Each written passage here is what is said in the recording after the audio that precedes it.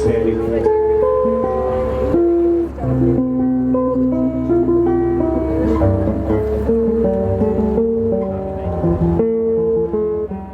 And the New Zealand rocket lab should not be selling out to the American Military Industrial Corporation. We want there to be no military launches from Mahia by Rocket Lab. We don't want those things to be happening. The Minister has the veto powers to veto things if it's against the national interest. Our problem is that the Minister has not vetoed anything. What we're standing for today is to stop the militarization of space. I have no faith in the rocket lab anymore. I'm Sid Kepa. I'm the president of First Union, Kai Whakahaere of First Union, and the Kai Whakahaere Tuaru of Te Kauai Kamea, Kai Mahi, the Council of Trade Unions. So we're here to support this, even though, you know, you hear people say there's 200 workers there.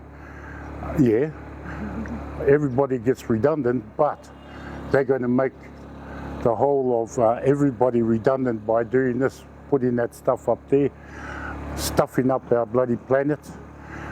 We won't be able to see Matariki with all their rubbish up there.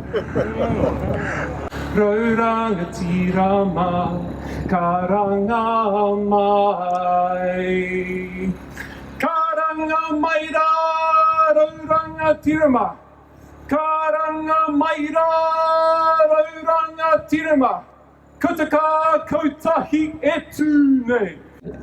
Even this morning, reading a little story on Newsroom that explains how far New Zealand is going into the whole space industry and what an important commercial enterprise this is going to be for us, when we know, when we read more about Rocket Lab, that it is effectively a base, a US base, I guess we'd say, you know, with the ownership not here in New Zealand, but out of country. It has no accountability to us, no clear accountability. We call on our government to explain to us how they approved payloads going into space like Gunsmoke J, which is about improving the targeting of weapons, including, we believe, potentially, nuclear weapons. If it's about targeting, how can you decide what it's going to be used for in the future? We'll have no say. And we still don't really understand the process that our government went through to approve such a thing.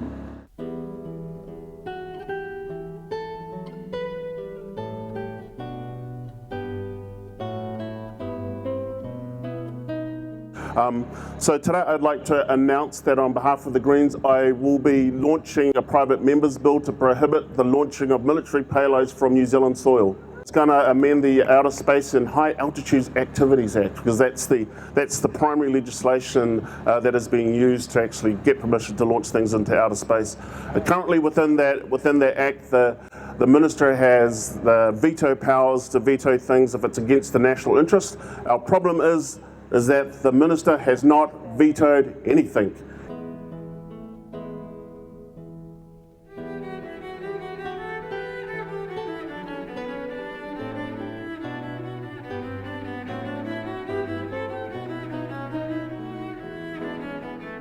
I think it's really important that we actually take hold of our own international responsibilities and commitment to peace. What happens is when you privatise that stuff, which is what's actually happened here, Rocket Lab has managed to circumvent our international obligations, I think, and our commitments to peace as well. And that is actually something that we need to really get a handle on as parliamentarians in Parliament as well, but in particular with governments as well. And so what my bill will do is we'll draw a line in the sand saying, hey, if you think this is okay, why?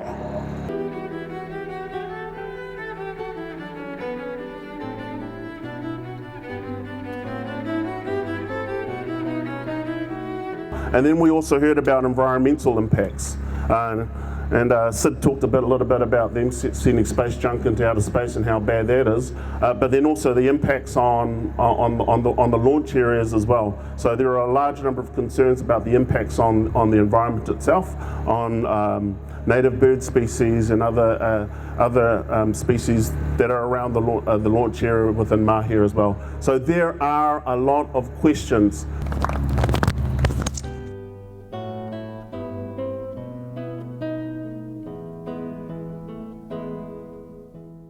And essentially what I had to say to them was, first, space is the last commons that we have of humanity. And space should not be used in the interest of any national security. We can't go putting satellites up into space which are for the purpose of keeping one nation happy and secure at the potential disadvantage of the rest of the world. So if we're going to be up there in space, and we have to ask the question as to what sort of activities in space are consistent with the needs of our planet and the needs of the future of not just ourselves as humans, but of the whole ecosystem and everything to which we belong, we're going to have some serious discussions internationally, and we're going to have agreements which actually limit the sort of thing that we're trying to achieve here as far as our own country of Aotearoa is concerned right here today.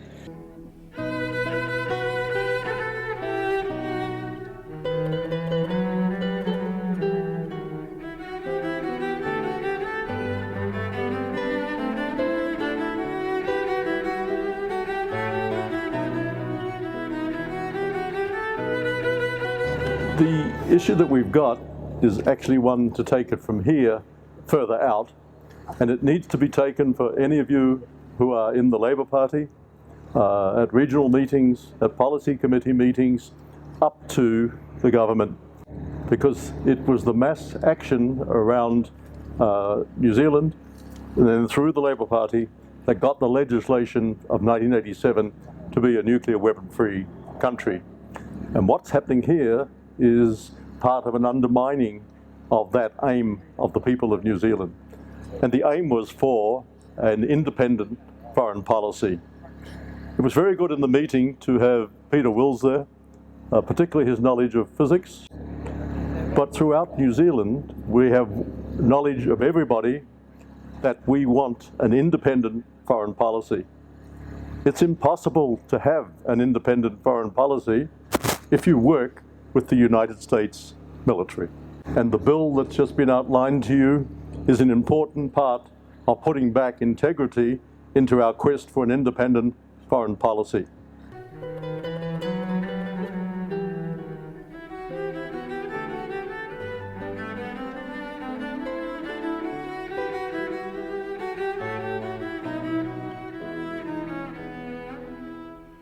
You cannot have a concern for Indigenous people if you work with the US military. You could start a long way back, but if you just start with Nagasaki and Hiroshima, our international war crime, move through Korea, the millions dead in Indochina, in Africa, in South America, you find one common thread. That's the military power and the economic might of the United States of America. And this is a small part of that. Paul Buchanan, a former member of the CIA, put it very clearly, which is, it's part of the kill chain. This is not to say that when the payload is launched, that the instrumentation itself can lead to the launching of a nuclear missile. It's part of the whole. The country which has 800 military bases around the world is the United States of America. China, at best, if you count the Spratly Islands, which is in dispute, has 3. We are here, all of us, to get a message out, particularly to members of the Labour Party, for goodness sake, take up the issue of international affairs. And now it is an encouraging sign to have the Green Party to work on that cooperation and call on the Labour government, make sure we have an independent foreign policy by pulling out the permission to launch these payloads for the military of the United States from New Zealand. Thank you very much. Just to say that I regard myself as representing New Zealand Nuclear Free Peacemaking, which is the organization my father started in 1981-82, and I just carry on trying to prevent warfare. I'm pleased to report that one of the organizations I'm closely liaising with in the United States is called the Global Network Against Weapons and Nuclear Power in Space. Because of course for them in the USA, it's 100 times harder. So really we are in liaison with the best American minds who want to stop warfare because it's a barbaric practice, and in the 21st century we should not be engaging in it, and certainly not encouraging it, and certainly not spending millions and billions of dollars on it.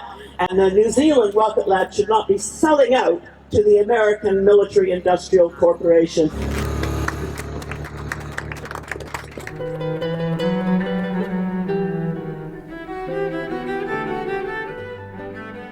People will not know, they could not know, but de facto, New Zealand has become a member of the North Atlantic Treaty Organization, NATO, an organization set up to oppose an alleged threat at the end of World War II from the Russians, and then recreated and into essentially an international police military agency of the US empire.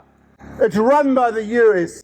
Every decision it makes, it ensures that the militaries and intelligence networks around the world are interoperable. They're essentially national armies operate as branches of the American Army, and including the New Zealand military. And we are Space for Peace Aotearoa.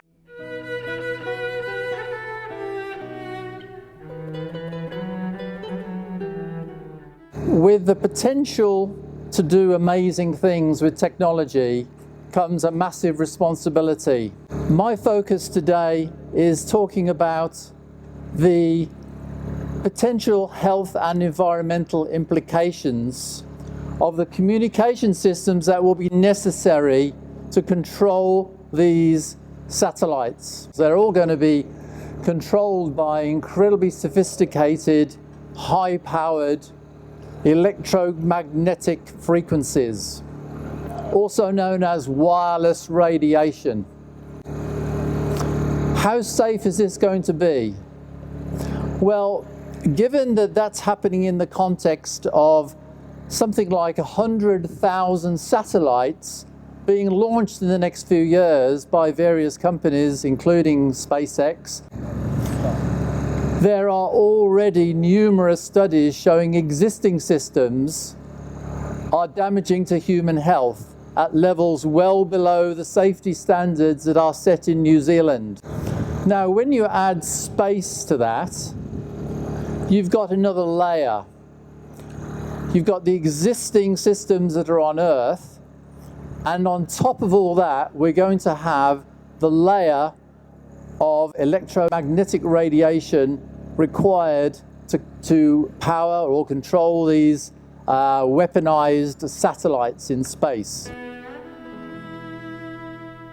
And I just want to mention here that it was in March of this year that the Gunsmoke J payload was launched by Rocket Lab from Mahia Peninsula for the purpose of the U.S. military Space Missile Defense Command for warfare combat targeting. And that Rocket Lab is currently an American-owned company, and in fact a major investor is Lockheed Martin, the biggest producer of conventional weapons and nuclear weapons in the world. So this is what we are opposing. Tēnā koe te tangata whenua. My message is very short. I'm sure Peter Beck and his staff are watching from the top. My message to you, Peter, you have 2 children. And those children will be affected by what you're doing today. Have a look at the South Pacific, what the Mororoa Atoll is doing. It's splitting. So what are you going to take note of now? Kia ora koutou. Kia ora.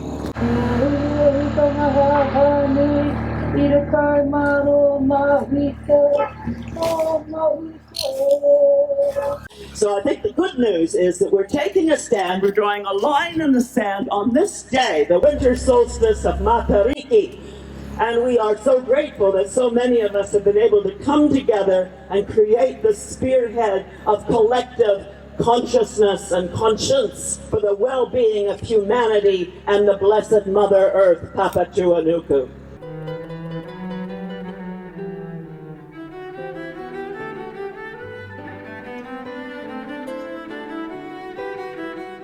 If I had a hammer, I'd hammer the morning.